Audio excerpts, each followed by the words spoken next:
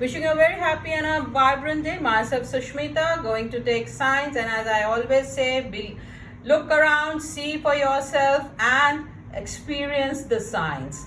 Today I am going to take science of class 8 with reference to NCERT, Microorganisms Friend and Foe.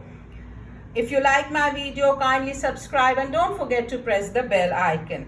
As the name suggests, there is a living organisms around us which we are not able to see with our naked eyes. These organisms are called microorganisms, or they are also known as microbes. Now then, how do we see them, or how did we come to know about it? We came to know about it by seeing them through magnifying glasses or by microscopes. These microbes are of different shapes and sizes, as you can see, and their world is divided into groups just for convenience of our study. The groups which it is divided into is bacteria, fungi, protozoa and algae. Though sometimes few people include virus also in their groups, few doesn't, but it doesn't make any difference. Virus is also a microorganism. When we'll talk about microorganism, we will just deal why some people leave it and why some people include it. It is a microorganism. Now next we come to know about these groups. The first one is bacteria. This is just a mind map of all the groups what we are including. So let's see the bacteria. Now bacteria is a single cell microbe. The cell structure is simpler than that of any other microorganisms. These bacteria are of different shapes. They can be single cell. They are usually single cell, and that is they are unicellular. When we say unicellular, it means they are single cell and they appear in colonies. They are either spherical in shape, they are spiral, or they are rod-like. The best example of bacteria is rhodobacteria or E. coli. Let's come to the next group. The group is fungus or fungi, as the plural says. It is a member of a group of eukaryotic organisms. When we say eukaryotic organisms, it means that they have a nucleus enclosed in a nuclear membrane. And you might have seen the example of this in your daily life, the molds and the yeast. Mold is what जब bread रखते हैं या रोटी, especially in winters जब नमी भी होती है और वातावरण में गर्मी भी होती है. It is hot also and it is raining also. That time we see कि हमारी breads जो है या रोटी है उसमें green कुछ लग जाता है, which we say कि ये तो fungus लग गई है या खराब हो गई. So these are the molds which we are seeing. The best example of fungus is what we can say is yeast, mushrooms and molds. The next group is protozoa. Protozoa is again a single cell eukaryotes. When we say eukaryote, again I would like to mention that there is a nucleus enclosed in a nuclear membrane. It's either free living or it can be a parasitic, and it feed on organic matters. They are dependent on food on other animals, and that is when I say parasitic, it means the same, and they are mostly aquatic. The best example is amoeba and paramecium. See here, you can see the example of amoeba. Now next is our group, the algae. It is the group of oxygenic phototrophic eukaryotic microorganism. Now when I'm sure you might be able to understand the meaning of oxygenic, phototrophic and eukaryotic. When we say phototrophic, that means they can utilize the light. Usually you might have seen it. Can you guess where you have seen the algae? Yes, the kai, the green matter over the lakes or the rivers, or near where there is some swampy area, there you can see this microorganism. They usually live in colony, or they can be filamentous also. The best example of colonial is volvox, and of filamentous is spiral. I'm sure you might be able to understand these groups. And now we come to viruses, a very interesting one. This microbes, when it is not in a human body or not in a host, it remains as a dead or as a non-living. As soon as it gets a host, it starts multiplying. So sometimes viruses are known as the chain between the living and non-living.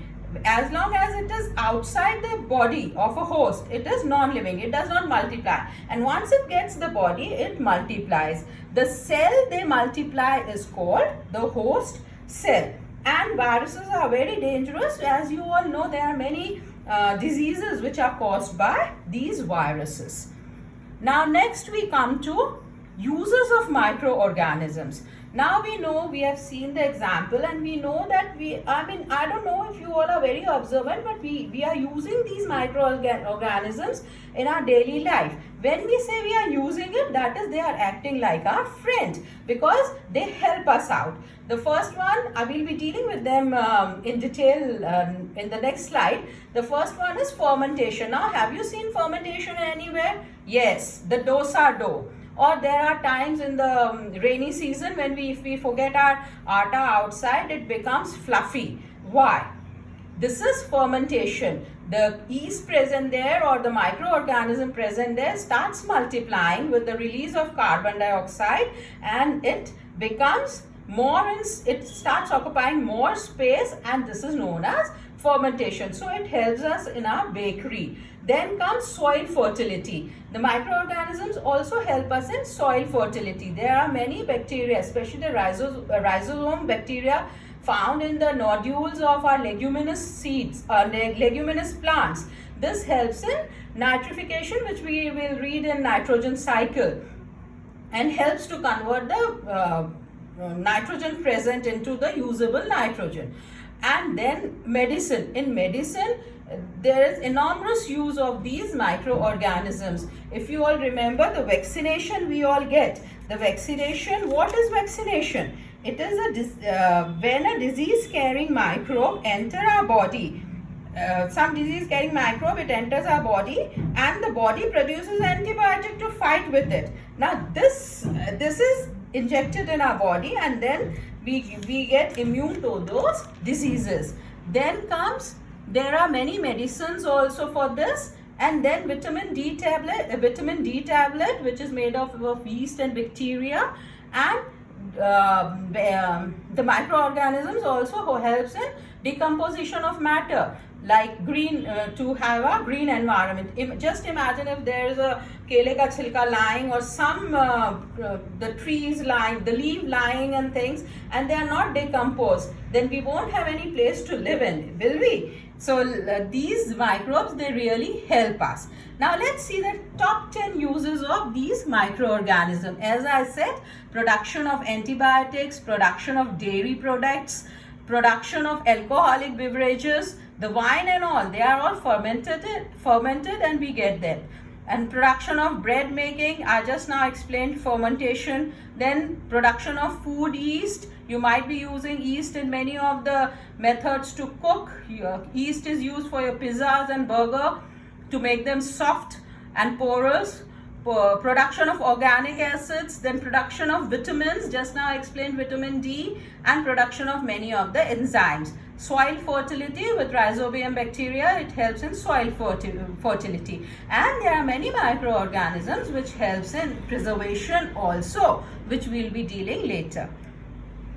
Now, there are microbes which spreads the diseases also. Now we come to the second part, and that is foe, that how they are our enemy. They spread many diseases. Now, as you all know, diseases are of two types, non-communicable and communicable diseases. Communicable diseases are those diseases which can be communicated from person to person, like common cold, or you can say TB. Yes, previously they used to say TB also, but now it is, prevention has been taken. And of course the COVID-19, which we are going through, and non-communicable diseases like heart attack or blood pressure, these cannot be communicated from one person to another. Now, what are the diseases, or what are the ways of spreading these diseases? As you all know, these microbes, they reside everywhere, in water, in air, in soil. So they are all around us.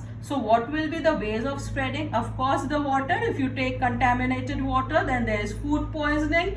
Then we come to airborne diseases. Then we influenza or the common cold is airborne also. Then there are many insects and animals which spreads these diseases, like mosquito. We get malaria by mosquito anopheles. And then there are monkeys which spread these diseases. Monkey bite and dog bite. You get rabies. And contaminated food. When flies, they sit on some dirt and then they sit on some food. Then they contaminate that food, and if we eat that food, those microorganisms hit our body and then we become ill or we get food poisoning. So these are the ways of spreading the diseases. Now when we come to talk about spreading of diseases, it is important to remember that a pathogen, now what is a pathogen? You should understand this. A pathogen is a microorganism that has the potential to cause diseases. So any microorganism which is causing us a disease will be called a pathogen. An infection is the invasion and multiplication of that pathogen in an individual or a population. Disease is when the infection causes damage to individuals' vital functions or systems. See, here we are coming to know the difference between each and every term. The pathogens, the infection. Now what is a disease? An infection does not always result in disease. To cause an infection, microbe must enter our body. The site of which they enter is known as portal of entry. What will be the portal of entry for common cold? The portal of entry for common cold is your nose, and your mouth through the hands. Microbes can enter our body through the 4 sites listed below. You can just read the sites. The respiratory tract, that is our mouth and the nose. Example, influenza virus, which causes the flu. Then there are gastrointestinal tract, that is mouth and oral cavity. Example, vibrio cholera, which causes cholera, and so on. Now there are diseases in animals. We can divide diseases in animals and we can divide diseases in plants. So let's deal with the diseases in animal. In animal, anthrax. Now what is anthrax? Anthrax is a disease caused in usually the kettles and all. A bacteria, this causes this disease. Then there is foot and mouth disease. This is called, there is a bleeding in foot and mouth of the kettles, and this is called foot and mouth disease. It is called by a virus. Then there are ringworms, which is a fungi. And in plants, the citrus quinone. You might have seen many of the Nibu, lemon trees and the orange trees, their leaf curl, and this is because of the attack of one of the bacteria. Then rust of wheat. The wheat leaves, the leaves, they become brown. So this is called rust of wheat. This is caused by fungi. And yellow vein mosaic. This is very common. You can see this in bhindi, where the bhindi turns into yellow. Bhindi, I mean the ladyfinger. It turns yellow with bubbles. Bubbles, I mean the nodules. Then there are ways of preservation. Now we come to preservation. What is preservation? When you try to eat something or when you try to keep something for some time. The best way is you dry the things. You might have seen your mothers making papad or putting the leaves of methi and all to dry it, and then they preserve it. Or we refrigerate it. We keep the food in our refrigerator so that it gets very cold there and there is no attack of microorganisms, or by fermentation. Modern methods include canning. We can the material we want to eat, including the preservatives, and it is canned and then we use it later on. Pasteurization. Now pasteurization is the best method for milk. We heat it up to a temperature and then cool it. You know the treatment of heating and cooling, and then we cool it, and then this is known as pasteurization, and that milk is then preserved. Freezing, of course, yes, everybody knows if we keep anything in the refrigerator or in our fridge where we put the ice, then the things don't get spoiled. But can you think why? See children, the basic reason is where the microbes multiply is they need moisture and warmth. When both the things are not there, that is, there is dryness, there is low temperature, obviously these will not multiply. That's why usually winter is known as healthy season, because there are less of microbes. And when it rains and it is heat, then it is known as healthy season for doctor, but not for us, because we get so many microbes. There is so many diseases in the air or in the food we eat, that we get contaminated and get the flus and the cough and cold. And sometimes we add chemicals also for the preservation, that is known, those chemicals are known as preservatives. Now we come to nitrogen cycle. This is very important cycle, which I am dealing only with the reference to class 8. You can just see the diagram, and I'll be showing you few of the things. See, here is atmospheric nitrogen. The atmospheric nitrogen, then it is fixed by bacteria, blue-green algae, it is fixed into atmospheric nitrogen. Now the bacteria in turn fixes nitrogen into nitrogenous compounds. These nitrogenous compounds are taken by the plants. Now, which bacteria fixes the nitrogen into nitrogenous compound? That's rhizobium. So rhizobium becomes our friend. Now it is taken by the plants. Here it is taken by the plants. Plants again decay. They decay by microorganisms, and by decaying, they again, nitrogenous waste of a plant is again mixed in the soil and again taken by the plant. So this circle carries on and goes on here. Now the second one is when there is lightning. See, here there is lightning. The lightning fixes nitrogen. Then this nitrogen is again used by the soil, and then again the plants take it, and then they decay, and that their circle continues. And ultimately, see here, the bacteria turns compound of nitrogen into gaseous nitrogen, and then we return the gaseous nitrogen to our atmosphere. So I'm sure this chapter might be very clear to you all, but I'll just try to explain you one more thing, that you need to be very careful with these microorganisms. The friendly microorganisms is E. coli, which is present in our duct. There are thousands of microorganisms present in our duct. When we say gut, it means your alimentary canal. E. coli helps us. Then there is rhizobium bacteria, which is present in the nodules of the legume trees, and they help in conversion of nitrogen into nitrogenous compounds. Then there is a bacteria present in your milk, which it turns your milk into curd, lactobacillus bacteria. That it helps in curdling of milk. Then the Foe bacteria, we know many. I have just given you a list of Foe bacteria. The Foe bacteria will be the ones which are causing the diseases. The diseases are many, like we can say tuberculosis caused by bacteria. They are airborne. Measles caused by viruses. They are again airborne. Then cholera caused by bacteria. It is through water and food. Then hepatitis A through virus. It is through water. Then malaria, protozoa, it is through mosquito. So you can just refer to page 24 of your NCERT and you can learn your diseases. But you can know about the diseases because it's very common in our community or in our society. With this, I would like to thank you. If you have any problem, put it in the comment box and I'm sure I'll reply to it. Thank you very much. Take care. Be safe.